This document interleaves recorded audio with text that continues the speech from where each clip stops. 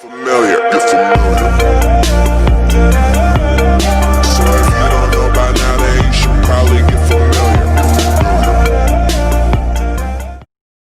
तो hello students, कैसे हो सारे। Welcome back to our channel.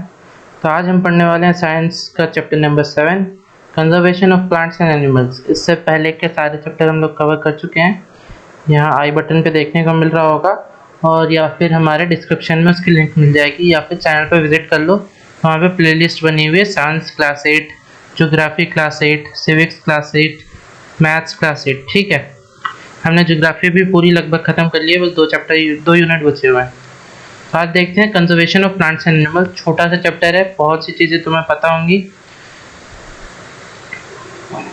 तो हम पढ़ने वाले हैं, पहले टॉपिक्स इन द चैप्टर देख लेते हैं, कौन कौन से इसमें टॉपिक्स हैं। पहले आपका डिफॉरेस्टेशन, तुम्हें पता है कॉजेज़ क्या हैं, मतलब क्यों हम डिफॉरेस्टेशन करते हैं, ये भी तुम्हें पता है। कंसिक्वेंसेस ऑफ डिफॉरेस्टेशन, मतलब कंसिक्वेंसेस मतलब रिजल्ट, मतलब अगर डिफॉरेस्टेशन होता है तो उससे हम पे क्या प्रभाव पड़ रहा है, हम पे क्या मतलब उसका क्या रिजल्ट क्या आ रहा है नेचर पे, एनवायरनमेंट पे, हम पे। फिर आएगा आपको बायोडाइवर्सिटी, फिर आएगा प्रोटेक्टेड एरियाज। ये सब एक टर्म है, इससे डरो मत, ये बड़े बड़े टॉपिक्स नहीं है। जैसे डिफॉरेस्टेशन ये सब तो है, ये बायोडाइवर्सिटी छोटा सा है, protected areas, wild life century, national parks हो गया आपका, biosphere reserves, red data book, और माइग्रेशन, रिसाइकलिंग ऑफ पेपर और reforestation.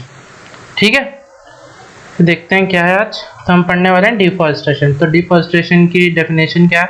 Deforestation is the process of clearing of all of forest in order to use the land for industrial, agricultural and other purposes.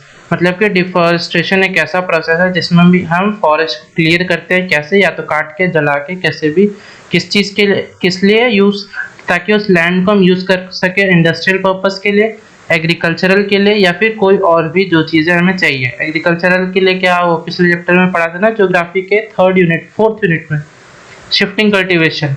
उसमें भी तो यही करते थे, पहले वो जलाते थे, जिसे हम स्लैश एंड बर्न भी कहते हैं। ठीक है, तो नेक्स्ट है इसका कॉजेज ऑफ डिफॉरेस्टेशन, मतलब क्या क्या कॉजेज हैं। पहला नेचुरल कॉज, मतलब खुद से ही आग लग जाना, या कुछ भी हो, बाढ़ आ गई, तूफान आ गया, पेड़ सारे गिर गए, टूट गए। दूसरा अपना फॉरेस्ट फायर आग लग जाती है कई बार, बहुत गर्मी पड़ती है तो। फिर सेवर ड्रॉट्स, मतलब कि बहुत अकाल पड़ गया, पानी को उतना न्यूट्रिएंट्स नहीं मिल रहा, उतना पानी नहीं मिल रहा, मतलब पेड़ को उतने न्यूट्रिएंट्स नहीं मिल रहे, पानी नहीं मिल रहा, तो पेड़ अपने आप गिर जाते हैं।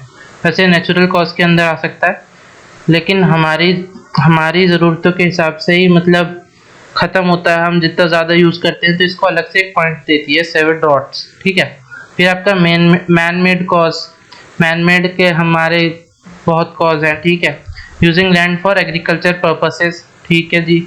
रैपिड अर्बनाइजेशन मतलब कि जैसे आपको बिल्डिंग्स बनानी है, ज़मीन कम पड़ रही है, जंगल दिख रहा है सामने, तो आप क्या बोलोगे, जंगल काट दो भैया, उसमें बिल्डिंग बना दो। तो ये है।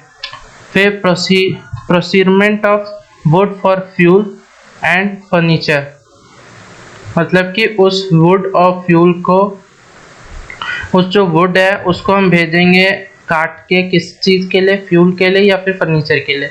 जैसे ऐसे काट देते हैं, ऐसे ऐसे ऐसे ऐसे, फिर ये फर्नीचर के लिए भी यूज़ होते हैं, या फिर जलाने के लिए भी, एज अ फ्यूल भी यूज़ होते हैं। ठीक है, फिर आता है आपका कंसिक्वेंसेज ऑफ डिफॉरेस्टेशन, मतलब कि रिजल्ट क्या निकला भैया, मतलब अगर डिफॉरेस्टेशन करते हो तो इससे क्या रिजल्ट पड़ रहा है हमारी धरती पे।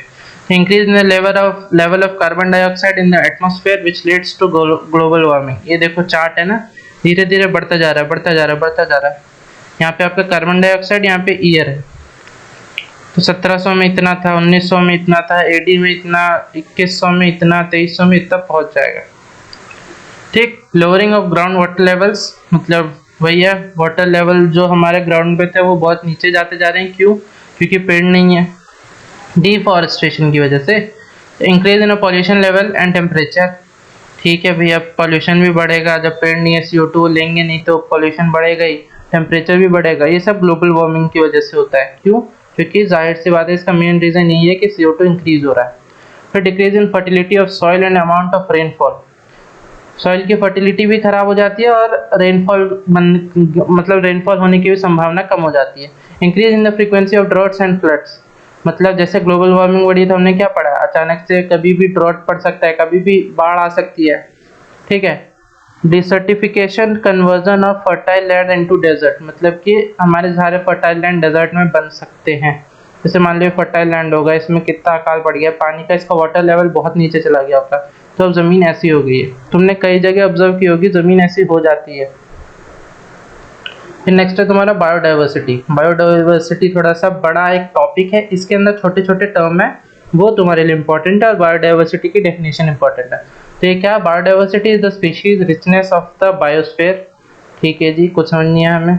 It is defined as the number and variety of life forms such as plants, animals and micro organisms in an area. मतलब सिंपल भाषा में बोलो तो वेराइटी ऑफ लाइफ फॉर्म्स के अंदर क्या क्या आते हैं, प्लांट्स हो गए आपके, एनिमल्स हो गए, या फिर छोटे छोटे माइक्रो ऑर्गेनिजम्स हो गए, वो पर्टिकुलर एरिया में, तो उसे हम बोलेंगे बायोडाइवर्सिटी। ठीक है।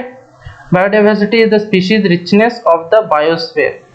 बायोस्फीयर में स्पीशीज के रिचनेस एज आप मान लो उस एरिया में कितने प्रेजेंट है, कितने रिच एरिया है, मतलब वो मतलब कितने ज्यादा उसमें लाइफ फॉर्म्स प्रेजेंट है। ये लाइन तुम नहीं भी लिख के आओगे, biodiversity the species richness of the biosphere, तो भी चलेगा, खाली इतना लिखना है ना, it is defined as the number and variety of life forms. ठीक है। नंबर इंक्रीज होता रहता है तो हम बोलेंगे हाई रिच एरिया, मतलब, और नंबर डाउन होता रहता है तो हम बोलेंगे लो रिच एरिया। ठीक है।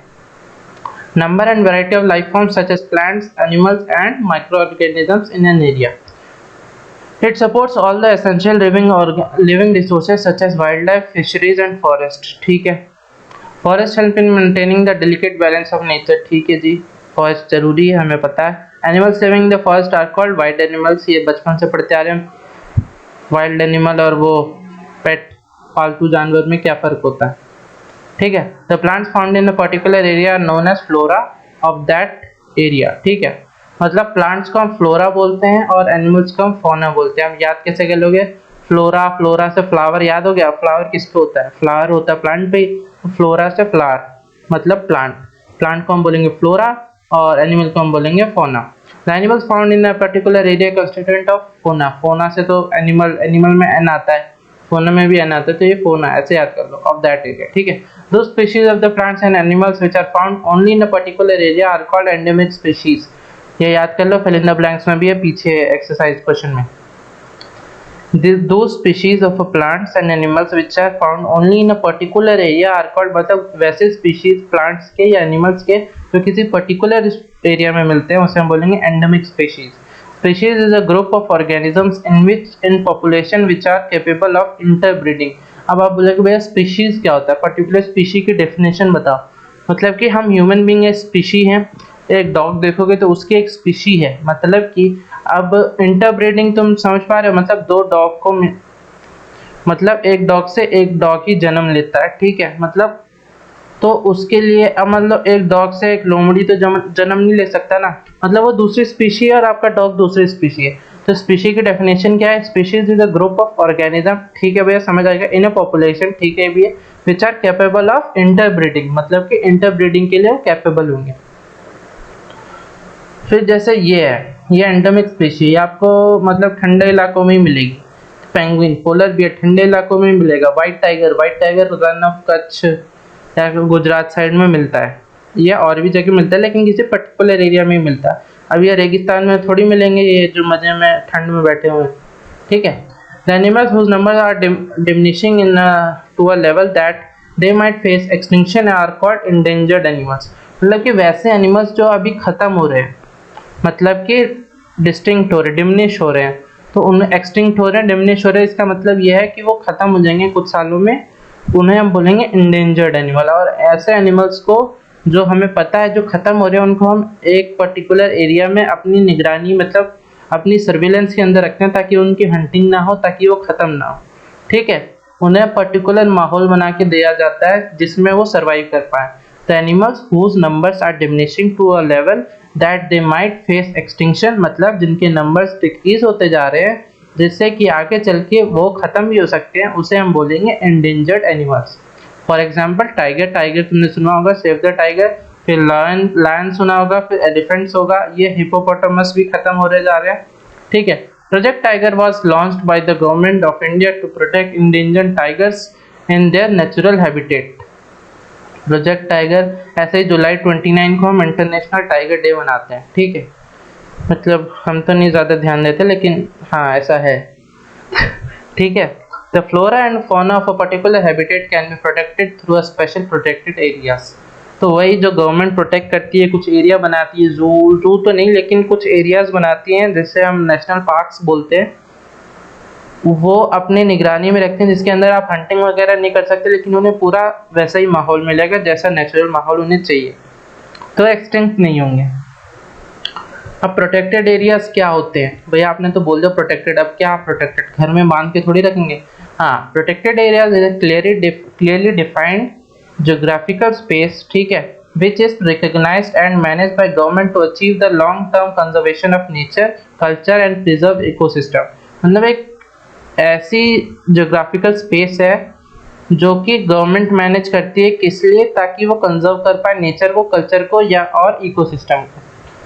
अब आ गया आपका wild life sanctuary. Wild life sanctuary it is a place where wild animals are protected from hunting and are proof with suitable living conditions, ठीक है।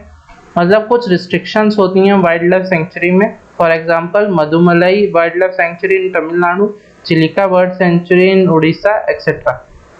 और नेशनल पार्क्स क्या है, these are the areas reserved for wildlife, they are maintained and preserved by the government for public to visit। समझ गए क्या हो गया, मतलब वाइल्ड लाइफ सेंचुरी में तुम जा नहीं पाओगे, उसमें तुम हंटिंग नहीं कर पाओगे या फोटोज वगैरह या कुछ भी नहीं कर पाओगे, लेकिन तुम नेशनल पार्क्स में ऐसा कर सकते हो। और ये गवर्नमेंट, तुम्हारी एक गवर्नमेंट वो लेती है, इसको मैनेज करती है। इसको भी गवर्नमेंट ही करती होगी, लेकिन कई प्राइवेट जगह भी इनको करती है, वैसे मेनली गवर्नमेंट करती है। फॉर एग्जाम्पल क्या है, रणथंभौर नेशनल पार्क इन राजस्थान, कान्हा नेशनल पार्क इन मध्य प्रदेश एक्सेट्रा। ज़्यादा मतलब लगभग दोनों का तुम्हारा सेम डेफिनेशन लग रही होगी, लेकिन क्या है, protected from hunting and other and are provided with suitable living condition, एक ये पॉइंट है जो इसको डिस्टिंग्विश करता है। और इसमें है they are maintained and preserved by the government, ठीक है, फॉर पब्लिक टू विजिट। तो Satpura national park is the first reserve of forest of India. तो ये जरूर याद कर लो। देखो जो मेन ट्रिक क्या है, तुम्हें कैसे पता चलेगा कि तुम्हें क्या की चीजें याद करनी, जैसे जो चीज़ फर्स्ट होगी, जो चीज़ लास्ट होगी, जो चीज़ मोस्ट होगी, जो चीज़ लीस्ट होगी, जो चीज़ लार्जेस्ट होगी और जो चीज़ स्मॉलेस्ट होगी, कुछ ऐसे कीवर्ड्स हैं जो किसी सेंटेंस के साथ जुड़ जाते हैं, तो तुम्हारे बहुत चांसेस बनते हैं कि तुम्हारे फिल इन द ब्लैंक्स में आ जाएं। जैसे Satpura national park is the first reserve of India, तुम्हारा आ जाएगा dash is the first reserve forest of India, तुम सतपुरा लिख के आना, ठीक है। तो ये तुम्हारा है मधुमलाई टाइगर रिजर्व। मधुमलाई कहाँ पढ़ा था हमने, वाइल्ड लाइफ सेंचुरी में। ये तुम्हारा ये बर्ड वाला है, बर्ड का कौन सा, Chilika bird sanctuary in Orissa, ये उड़ीसा में है। और ये फ्लोरा एंड फौना कहाँ है, सतपुरा नेशनल पार्क में। सतपुरा नेशनल पार्क यहाँ पढ़ा था हमने, ठीक है। चलो आगे बढ़ते हैं। हाँ, तो पढ़ना है हमें बायोस्फीयर रिजर्व्स। तो सुनने में क्या लग रहा है, बायोस्फीयर जिसको रिजर्व करना हो ऐसा कुछ, ठीक है। It is large protected land and for conservation of wild life, plant and animal resources and the traditional life of the tribal group living in that area. जैसे अंडमान एंड निकोबार हो गया, मतलब इसमें एक लार्ज प्रोटेक्टेड एरिया है जिसमें उनको ये खबर नहीं है वैसे कि हम उनकी ही प्रोटेक्शन कर रहे हैं, ठीक है। किस लिए, कंजर्व करने के लिए वाइल्ड लाइफ को, प्लांट्स को, एनिमल्स को और कुछ ट्राइबल्स जो वहाँ रहते हैं उनको, ठीक है। For example Pachmarhi biosphere reserve and Nilgiri biosphere reserve in India.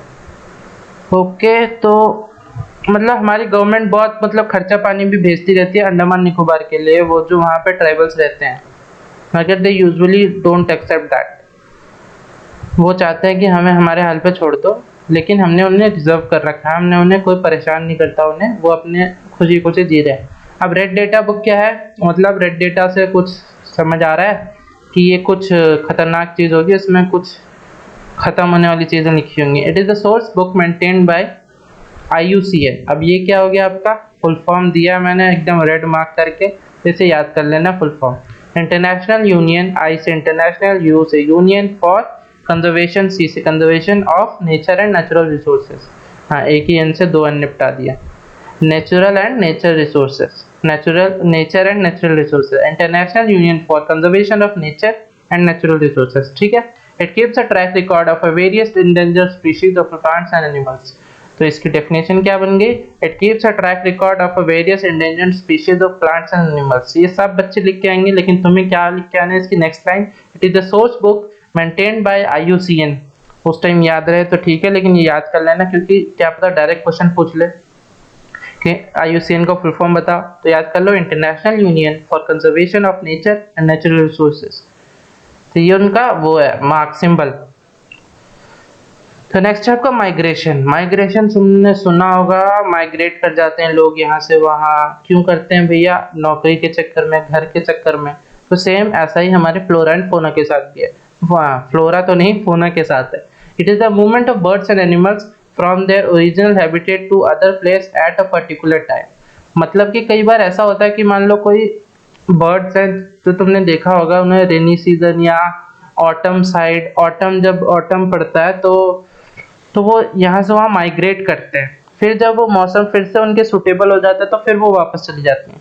ऐसी कई बार तुमने झुंड देखे होंगे, तो ये माइग्रेशन करते हैं, वो माइग्रेट करते हैं। Migratory bird fly to the distant areas every year during a particular time because of a climate change. ठीक है, मैंने बताया क्यों करते हैं, क्लाइमेटिक चेंज के लिए।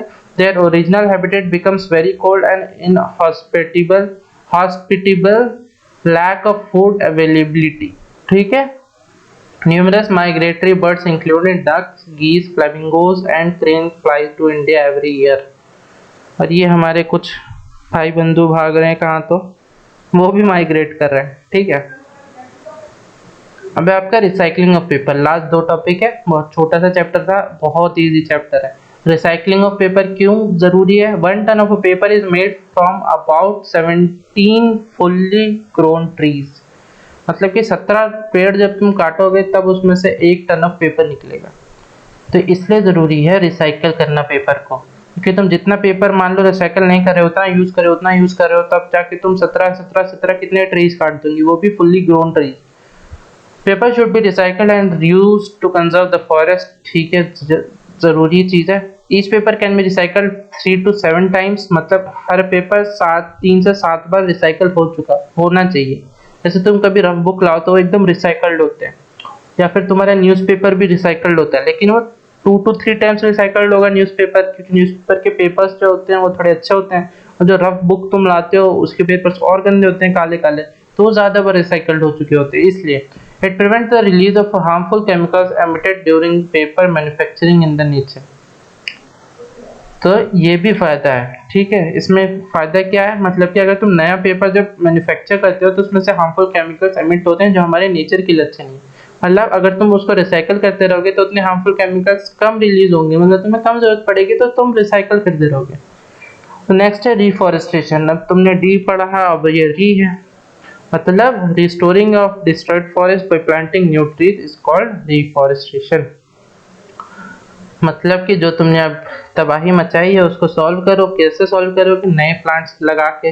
इन a natural reforestation there is no role of a human being. अब बात यह है कि नेचर को भी हमसे कोई उम्मीद रही नहीं है अब खास, तो क्या करते हैं, खुद ही को हील करने लगते हैं कभी कभार। खुद कैसे हील करते हैं? नेचुरल रिफॉरेस्टेशन, जिसमें आदमी का कोई रोल नहीं है। कई बार सीड्स उड़ के आ जाती हैं हवा से, विंड से, या फिर बर्ड्स ले आती हैं, या कुछ भी ऐसा नेचुरल रीजन होता है। जब बाढ़ में सीड्स छूट गए तो ये रीजन होता है किसका? रिफॉरेस्टेशन का, वहां पेड़ उग जाएगा। तो बस यहीं से आपका चैप्टर खत्म हो गया। इसके क्वेश्चन चाहिए होंगे तो मेरे को कमेंट सेक्शन में बता देना, मैं डाल दूंगा। नोट्स डिस्क्रिप्शन बॉक्स में मिल जाएगा, लिंक मिल जाएगी उसकी, प्रॉपर टाइप नोट्स है। और कोई दिक्कत होगा, सवाल, डाउट कुछ भी होगा बताना। वीडियो को लाइक कर देना, चैनल सब्सक्राइब कर देना, अपने दोस्तों के साथ शेयर ज़रूर करना। बहुत मेहनत कर रहे हैं हम लोग। तो बस मिलते हैं नेक्स्ट वीडियो में। Best of luck, goodbye, be safe.